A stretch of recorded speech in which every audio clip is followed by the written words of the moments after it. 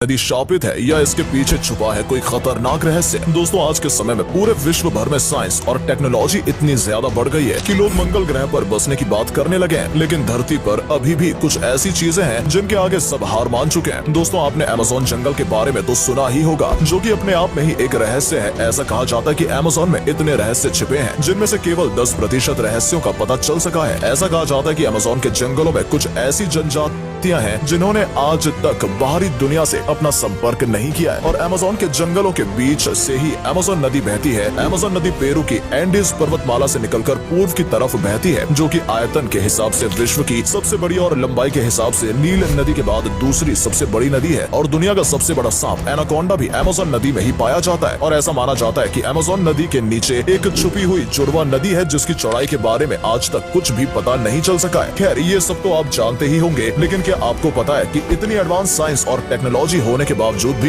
इस नदी पर आज तक कोई पुल नहीं बन पाया। हालांकि आजकल दुनिया इतनी आगे हो गई है कि समुद्र में भी पुल बनाने से नहीं चूक रही है। तो दोस्तों, आज की इस वीडियो में हम बात करेंगे आखिर कौन सा ऐसा रहस्य छिपा है इस नदी में जिसकी वजह से यहाँ पर पुल नहीं बन पा रहा है। जानने के लिए बने रहिएगा वीडियो के अंत तक, और अगर आप हमारे चैनल पर नए हैं तो चैनल को सब्सक्राइब करके बेल आइकन को भी जरूर प्रेस कर लें। दोस्तों, आपको जानकर हैरानी होगी कि अमेज़न की उम्र लगभग 5 करोड़ साल पुरानी है, और ये इतना बड़ा है कि अगर ये कोई देश होता तो दुनिया का 9वां सबसे बड़ा देश होता। ये जंगल 2.1 मिलियन वर्ग मील में फैला हुआ है। इंसानों ने आज से लगभग 11,200 साल पहले अमेज़न रेन फॉरेस्ट में कदम रखा था। दरअसल अमेज़न दुनिया का सबसे बड़ा रेन फॉरेस्ट है, यानी कि पूरी दुनिया में सबसे ज्यादा बारिश अमेज़न के जंगलों में ही होती है। और बारिश के मौसम में ये पूरा जंगल पानी में तब्दील हो जाता है, जिसकी वजह से यहाँ हमेशा हरियाली ही रहती है। यहाँ पाए जाने वाले पेड़ इतने बड़े और इतनी पत्तियाँ इतनी चौड़ी होती है कि यहाँ की धरती धूप के लिए तरस जाती है। वास्तव में ये इतना घना जंगल है कि जब बारिश होती है तो पानी को जमीन तक पहुँचने में लगभग 10 मिनट का समय लग जाता है। अमेज़न जंगल को आकर्षण और घातक